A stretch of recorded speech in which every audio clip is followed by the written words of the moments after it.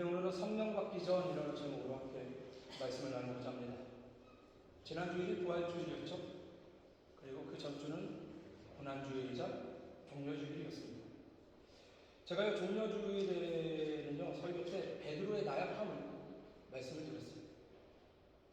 베드로는요, 다른 사람은 배신해도 나는 배신하지 않겠습니다, 이렇게 호언장담했던 사람이었습니다. 하지만 예수님이 붙잡혀갔을 때 나약한 모습을 보였어요. 그동안 호언장담했던 베드로의 발언들이 무색해졌어요. 그동안의 모습들은요, 결과적으로 지나친 자기 과신이었습니다. 또 예수님이 대제사장 집으로 끌려 들어갔을 때 멀찍이 서서 바라보고 있었어요. 당당하게 나서서 나도 잡아가라, 내가 이분의 제자이다, 이렇게 말하지 못했습니다. 두려움에 쌓여서 멀리서만 바라봤습니다. 또 사람들이 너가 예수의 제자가 맞지 않느냐라고 했을 때 그는 부인했습니다. 또 맹세하고 부인했습니다. 또 저주하고 맹세하고 부인했습니다. 그리고 나서 새벽갈리 처음 울자 바로 몇 시간 전에 예수님께서 했던 말씀이 생각나 통곡하며 울었어요. 결국 예수님은요, 십자가에서 돌아가셨고 장사되었습니다. 예수님의 장례식에는요, 사내들인 공의회의 의원이었던 니고데모, 요한복음 3장에 등장하죠. 니고데모, 그리고 또 덕망에 있는 유대 사람이었던 아리마대 사람 요셉, 이 두 명이 수고했습니다. 로마의 병사들이요, 예수님의 무덤 앞에 지켰어요. 병사들이 동원되었던 이유는 제사장들과 바리새인들이 요청한 사항 때문이었습니다. 예수님의 제자들이 예수님의 시신을 훔쳐간 뒤에 예수가 부활했다라고 이야기하고 백성들을 선동할까봐 두렵다면서 무덤을 지킬 것을 요청했어요. 아무튼 무덤 앞에요, 그렇게 병사들이 서 있어서 그런지 몰라도 베드로는 무덤 앞에 가보지도 않았습니다. 무덤 앞에 찾아갔던 이들은 오히려 여인들이었어요. 후에 예수님은 부활하셨고 무덤은 열려 있었고 우리가 천사들을 마주쳤다, 이런 여인들의 증언을 들은 후에야 베드로는 무덤에 한번 찾아갑니다.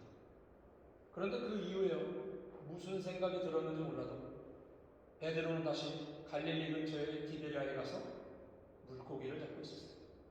지난주에 말씀이죠. 부활하신 예수님이 갈릴리 호수에서 물고기를 잡고 있는 제자들에게 나타나셨습니다. 예수님을 발견하자 요한이 베드로에게 얘기해요. 베드로, 주님이 오셨다. 그 얘기를 듣고요, 예수님이 오신 것을 보자마자 베드로는 배에서 뛰어내렸어요. 배가요, 육지에서 100m나 떨어져 있었다고 합니다. 하지만 베드로는 그 거리를 헤엄쳐서 예수님께 향했습니다. 전에 예수님이요, 바다를 걸어오신 적이 있어요. 그때 제자들은 다 놀라 자빠졌죠. 귀신이다 유령이다 하면서 난리를 쳤는데 베드로가 그때 예수님께 말했죠. 만약 주님이시거든 저를 무리로 오라고 하소서. 결국 베드로가 무리를 걸어요. 하지만 곧 빠지게 되죠. 베드로는 소리를 지르면서 주여 나를 구원하소서라고 외쳤습니다. 그러면 우리가 알고 있는 이전의 베드로의 모습은요, 베드로는 수영도 할 줄 모르는 모습으로 보여집니다. 빠지자마자 살려달라고 외쳤습니다. 그럼 베드로가요, 예수님이 해변가에 있음을 깨닫자마자 100m 밖의 바다에서 뛰어내렸습니다. 헤엄쳐서 육지를 나왔습니다. 그 전까지의 베드로의 모습은요, 너무나 나약한 모습이었습니다. 외면하고요, 부인하고요, 당당하지 못하고요, 신분을 숨겼고요, 무덤 앞에조차 찾아가 보지 못했어요. 그리고는 다시 물고기를 낚는 어부가 돼서 생선을 잡고 있었습니다. 그럼 베드로에게 예수님이 찾아오셨습니다. 예수님은요, 베드로에게 말씀하시기를 너가 나한테 얘기하기를 다른 사람은 배신해도 너는 끝까지 지키겠다고 하지 않았느냐? 이러지 않았습니다. 너는 왜 내가 붙잡혀가는 걸 보면서도 그냥 멀찍이서 멀뚱멀뚱 서 있었느냐? 그러지 않았습니다. 너는 왜 그때 나를 3번이나 부인했느냐? 배신자라고 뭐라 하지도 않았습니다. 내가 부활할 거라고 했던 얘기를 그새 잊었느냐? 왜 기다리지 않고 다시 물고기를 잡으러 왔느냐 하지도 않았어요. 너는 아직도 나를 그리스도로 하나님의 아들로 믿고 있느냐? 이렇게 확인해 보지도 않습니다. 오직 예수님은요, 베드로의 사랑을 확인하셨어요. 3번이나 확인하셨습니다. 그리고 예수님은 베드로에게 뭐라고 하셨습니까? 나의 양을 쳐라, 나의 양을 먹여라. 이렇게 당부하셨습니다. 어부에서 사람을 낚는 어부가 되었던 베드로. 사람을 낚는 어부에서 다시 좌절하고 낙심하여 나약한 모습으로 변해버린 베드로. 그래서 다시 생선을 잡으러 가는 베드로. 그런데 여기서요, 이제 또다시 사람을 낚는 어부로, 이제 양을 치는 목자로 변화가 되었습니다. 그리고 이어지는 오늘의 본문, 부활하신 예수님이요 승천하신 이후에 이야기를 담고 있습니다. 사도행전 1장 4절에 보니까요, 예수님이 하늘로 올라가시기 직전에 이런 말씀을 남겼습니다.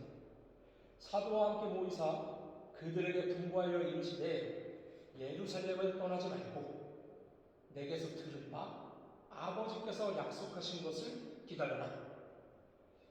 약속하신 것이 무엇이었습니까? 성령님이었어요. 그리고 나서 이런 말씀을 주셨습니다. 우리 사도행전 1장 8절과 9절 말씀 함께 보겠습니다. 시작. 오직 성령이 너희에게 임하시면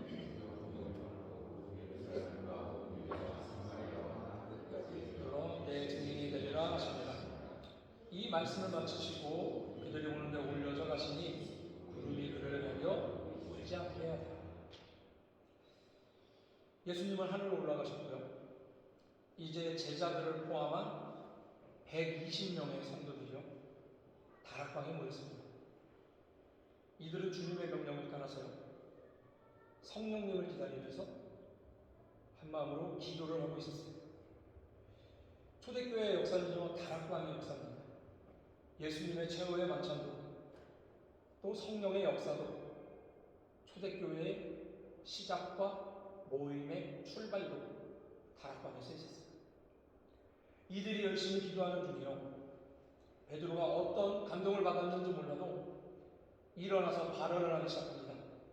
어떻게 보면요 베드로의 첫 번째 설교라고 볼 수도 있어요. 기록되어 있는 첫 번째 설교라고도 볼 수 있죠. 그 요점은 뭐냐? 예수님께서 택하여 주신 12명의 제자 중에 가룟 유다가 제 갈 길을 갔으니 11명이 남아있는데 그 가룟 유다의 직분을 대신할 사람을 우리가 채우자라는 이야기예요.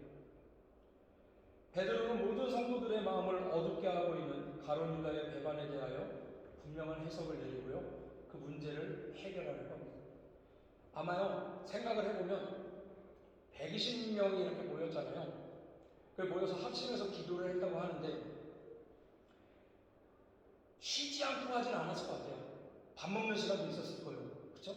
같이 뭐 화장실 가고 그러잖아요. 또 여성분들 같이 화장실 가는 시간도 있고 티타임을 갖는 시간도 있고 어쨌든 120명들이 모여서 일상의 시간들을 보낼 때가 있었을 겁니다.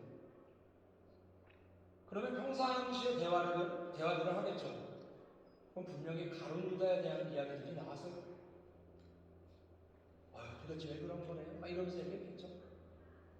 모든 사람들이요 가룟 유다만 생각하면 머리가 아팠을 거예요. 마음이 괴로웠을 겁니다.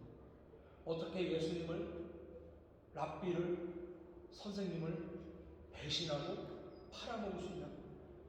그리고 어떠한 반성이나 해명도 없이 세상을 등질 수 있는가?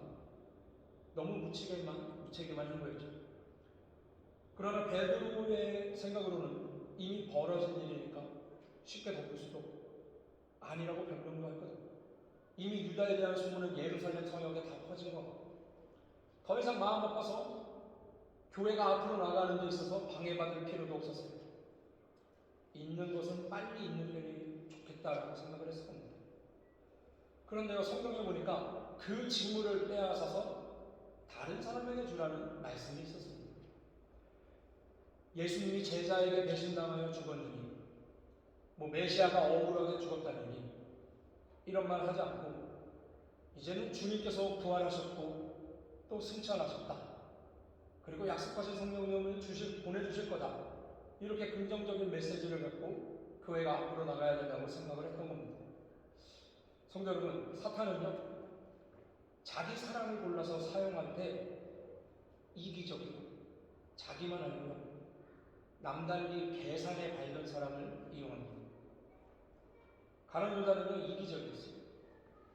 유다는요, 무엇이 하나님의 뜻이며 무엇이 선한 것인지를 판단하기 전에 자기에게 유익한 것을 먼저 생각하는 사람이었습니다. 희생하고 헌신하는 것보다는 자기 보호에 힘을 기울이고 이권에 눈이 뜨여 있는 사람이었어요. 그래서 마리아가 향유를 부었을 때도 요한복음에 의하면 가룟 유다가 제자들을 선동해서 뭐라고 했다 해요. 결국 유다에게 무슨 일이 일어납니까? 사탄이 들어갑니다. 누가복음 22장 3절에 보면 열글 중에 하나인 가룟인이라고 부르는 유다에게 사탄이 들어가니 라고 말씀합니다. 이 사단의 역사가 안 되면요, 선생님을 배반할 수도 없고요, 그렇게 스스로 죽을 수도 없었을 거예요. 가룟 유다는 선생님이 예수님이요, 빌라도 법정에서 정죄되는 것을 보고요, 나중에 제정신이 들었나 봐요. 아니면 귀신이 사탄이 이용해 먹고 빠져나갔는지, 그래서 어떻게 돼요? 자책감을 느꼈는지 그 받을 은 30을 갖고 도로 제사장들이랑 장로들한테 갖다 주죠. 그리고 내가 무죄한 피를 팔고 죄를 범죄하였도다, 이렇게 얘기를 했었습니다. 그들이 가룟 유다를 이용할 때는 언제이고 제사장들은요, 딱 잡았답니다. 그것이 우리에게 뭔 상관이냐? 네가 당해라 라고 했어요. 유다는요, 은을 성소에 그냥 던지고 물러가서 스스로 목매어 죽습니다. 제사장은 그 은을 거두면서 이것은 핏값이라 성전고에 넣어둠이 옳지 않다, 이렇게 말합니다. 그렇게 제사장들과요, 백성의 장로들이요, 의논을 하고 토기장의 밭을 하나 사서 나그네의 묘지를 삼아요. 그 밭의 이름은 피바치라 불리는 아겔다마, 이렇게 불리고 있었습니다. 이미 예루살렘 안에 소문이 다 퍼진 거죠. 그런데 성경이 얼마나 정확하게 예언을 해놨는지 시편에 기록하기를 그의 거처를 황폐하게 하시며 거기 거하는 자가 없게 하소서라고 했으며, 또 시편 109편 8절에는요, 그의 연수를 짧게 하시며 그의 직분을 타인이 빼앗게 하소서라고 말합니다. 지금 베드로가요, 이 시편 말씀을 인용을 해가지고 가룟 유다 대신 새로운 사도를 뽑겠다라고 이야기를 합니다. 이 문제에 대해서요, 당시에 모였던 성도들은요, 어느 한 명도 반대했다거나 이의를 제기하지 않았습니다. 그리고 이 사도를요, 다시 선출할 문제를 갖고서 또 다른 서신이나 제자들의 글에서도 비판적인 내용이 하나도 없어요. 또한 베드로는요, 우리 아니면 안 돼, 이런 마인드도 없었습니다. 베드로가 큰 마음을 가진 것은 교회를 생각하고요, 교회 연합을 생각하고요, 일치를 생각하고 있었던 거예요. 12제자로서 우리는 예수님으로부터 직접 세움을 받은 사람들이다, 이런 생각을, 주장을 하지 않았다는 거죠. 이기적인 생각을 하지 않았습니다. 그런데 재미있는 것은 이들은 모두 아직 성령 받기 전이었어요. 성령님을 기다리며 기도하는 중이었습니다. 그렇게 기도 중에 남은 제자의 숫자를 채우기로 한 거죠. 이렇게 부족한 것을 채우게 한 뒤에 여러분, 하나님께서 성령의 기름을 부어주시는 장면을 우리는 성경을 통해서 많이 알 수 있습니다. 나의 최선이 있을 때 그 이후에 성령님의 기름 부으심이 임하는 것을 봅니다. 이게 뭐냐면 준비하는 자에게 성령의 역사가 임하는 거예요. 이스라엘 백성들이요, 가나안을 향해서 나아갈 때 요단강이라는 장벽을 만났습니다. 그때는요, 우기여가지고 비가 많이 와서 요단강 물이 범람하는 시기였어요. 그때 하나님이요, 그들에게 뭐라고 명령하셨습니까? 여호와의 궤를 메고, 제사장들이 여호와의 궤를 메고 요단강으로 들어가라. 그러면 요단물이 멈추리라. 여호수아 3장 말씀입니다. 요단강을 멈추어내고 뭐 홍해가 갈라질 때처럼 길을 낸 이후에 자 이제 됐지 건너가라 이게 아니에요. 비가 많이 와서 강물이 막 넘치고 있는데 그냥 들어가라라고 말씀하셨습니다. 하나님의 배를 맨 제사장들이요. 그 출렁거리고 넘치는 요단강 믿음으로 발을 디뎠을 때 요단강의 요동이 멈추었어요. 사람의 일을 할 때, 사람이 할 일을 감당할 때 그곳에 하나님께서 역사하심을 보여주는 겁니다. 또 여리고성을 무너뜨릴 때 어땠습니까? 하나님의 기적으로 무너뜨렸잖아요. 그러나 백성들이요 앉아서 구경만 했던 건 아니에요. 백성들이요 자신들이 할 일을 잘 감당했어요. 명령을 순종해서요 매일같이 한 바퀴씩 그 성을 돌았습니다. 6일 동안 말없이 순종했고요 7일째 되는 날 7바퀴나 돌았어요. 뭐 하나님이요 그냥 무너뜨릴 능력이 없어서 그렇게 시켰겠습니까? 아니에요. 하나님께서 그들의 도는 힘이 없으면 못하기 때문에 그렇게 했겠습니까? 그것도 아닙니다. 하나님 원하시면요 그냥 무너뜨릴 수 있어요. 하지만 사람의 할 일을 먼저 하게 하시는 겁니다. 순종하고 그 말씀대로 행하게 하시는 겁니다. 사람의 감당할 일을 믿음으로 먼저 감당하도록 하시는 겁니다. 그리고 그 이후에 하나님의 기적의 역사가 덧입혀진 거죠. 한 가지 부족한 것을 채우게 하신 후에 성령을 부어주셨어요. 여러분 오늘 나에게 부족한 것을 채울 때 성령님이 임하시고 채워주시는 겁니다. 오늘 나에게 부족한 그 한 가지를 채울 때 축복의 기름이 임할 거예요. 내가 할 최선의 믿음을 다할 때 그 이후에 분명히 성령의 은혜가 임할 것입니다. 제자들이여 부족한 숫자를 채우고 성도들이 한 마음으로 기도할 때 성령의 기름을 충만하게 부어주셨습니다. 그리고 세상을 변화시키는 능력을 그 사도들에게 거기 모인 사람들에게 주셨어요.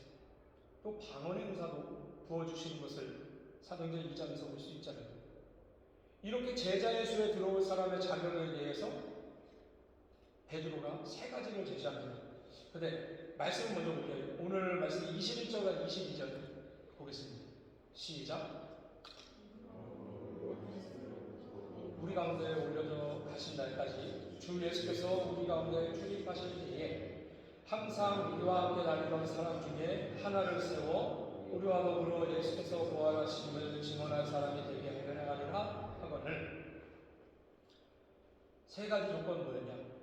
요한의 세례 때부터 주님이 부활승천하신 지금까지 함께했던 사람, 또 항상 제자들과 동행한 사람, 또 앞으로 제자들과 함께 예수님의 부활을 증거할 사람. 이 세 가지를 딱 보면요, 여러분 핵심은 동행입니다. 예수님과 처음과 끝을 빠짐없이 보면서 함께 다닌 사람, 비록 12명에 들진 않았지만 함께 했던 사람, 제자들과 함께하며 동역하고 고생한 사람, 그리고 앞으로 제자들과 함께 부활을 증거할 사람입니다. 믿음은요 주님과의 동행이고요 또 교우들과 성도들과의 동행입니다. 좋고 기쁠 때도 동행하고요 어렵고 힘들 때도 동행해야 참 믿음이고 참 제자입니다. 여기서 동행이요 처음부터 끝까지의 동행이에요. 처음엔 시작했다가 나중엔 흐지부지 된다든가, 처음엔 동행하지 않았는데 나중에 함께한다든가 이런 게 아닙니다. 요한의 세례 때부터라는 것은 예수님의 공생의 시작, 그 초기 사역부터 이것을 얘기하는 겁니다. 그리고 부활승천까지 예수님의 마지막까지를 함께한 사람을 이야기하는 겁니다. 여러분 예수님을 믿는 것은요 처음부터 끝까지 믿는 겁니다. 뭐 어떤 것은 믿고 어떤 것은 안 믿고 이게 아니죠. 성경 말씀에 어떤 것은 마음에 들고 어떤 것은 마음에 안 들고 이게 아닙니다. 어떤 것은 순종하고 어떤 말씀은 순종하기도 꺼려지고 이게 아니라는 겁니다. 처음부터 끝까지 통으로 믿는 게 믿음입니다. 성경 말씀이요 하나님의 감동으로 된 것이요 말씀이 곧 육신이 되어 오신 예수님이기 때문입니다. 말씀은 골라서 믿는 게 아닙니다. 처음부터 끝까지 믿는 것입니다. 성경 말씀이기 때문에 믿는 거예요. 예수님의 말씀이기 때문에 믿는 겁니다. 어떤 것은 내가 잘 믿고 따르지만 어떤 것은 좀 아니다? 그럼 결과적으로 믿지 않는 겁니다. 그 어떤 것이든요, 하나님의 말씀이기 때문에 그 어떤 말씀이든 믿는 것이 하나님을 온전히 믿는 겁니다. 시간적으로도 그래요. 기쁘고 행복할 때는 예수님을 따르고 힘들 때는 믿음을 잃는다? 이것은 진정한 믿음이 될 수 없습니다. 힘들 때에도, 어려울 때에도, 건강할 때에도, 연약할 때에도 그 어떤 형편에서도 예수님을 따르는 것이 믿음입니다. 오늘 본문에 후보자로 들어가는 두 사람이 있어요. 그동안 참으로 이름 없이 예수님을 따라다녔던 사람인 것 같아요. 아마도 2명씩 짝지어서 70명을 보냈을 때 포함되어 있었던 제자의 확률이 높습니다. 비록 12명이라는 이 제자들, 12사도, 베스트 멤버라고 볼 수 있지만 여기에 들지 못했어도 마지막 어려운 때에 부탁을 받은 사람이고요. 또 가룟유다가 배신하지 않았으면요, 들어갈 수도 없는 자리였어요. 이들 후보에 들어갈 사람 2명은요, 그야말로 오늘 찬송가에서 한번 나왔죠, 가사가. 이름도 없고 빛도 없는 사람입니다. 역사의 전면에 나서지 못하고 드러나지 않고요, 숨겨진 사람들이지만 하나님은 살펴보고 있었다는 거예요. 하나님이 지명하시고 부르시고 찾아내고 있습니다. 우리는요, 그래서 어느 자리에서든지요, 사람에게 인정받기보다는 하나님의 인정을 받을 수 있어요.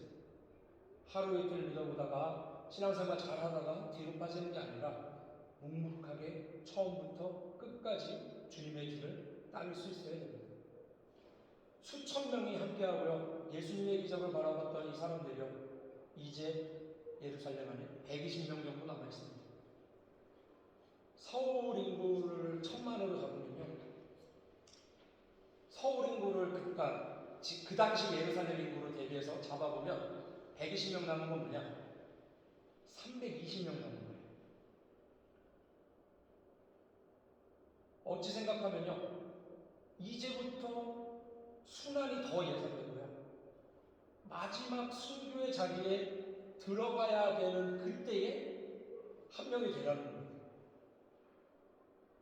그러나 주님이 우리를 위하여 죽어주시고 부활하셨고 또 승천하셨고, 부활하신 주님을 증거할 수 있다는 것은 영광 중의 영광이요 죽으면 죽으리라 하는 결단이 있었을 거예요.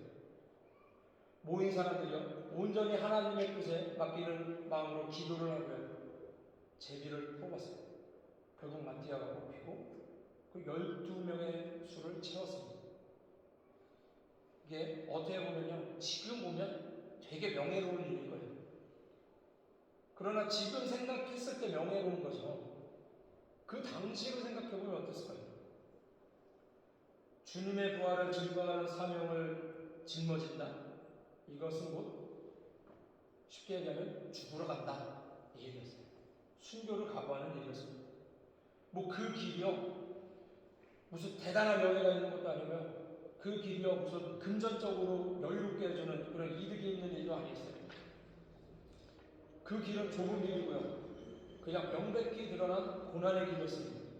사람들이 인정하지도 않는 길, 따르지도 않는 길, 사람들이 믿지도 않는 길이었습니다.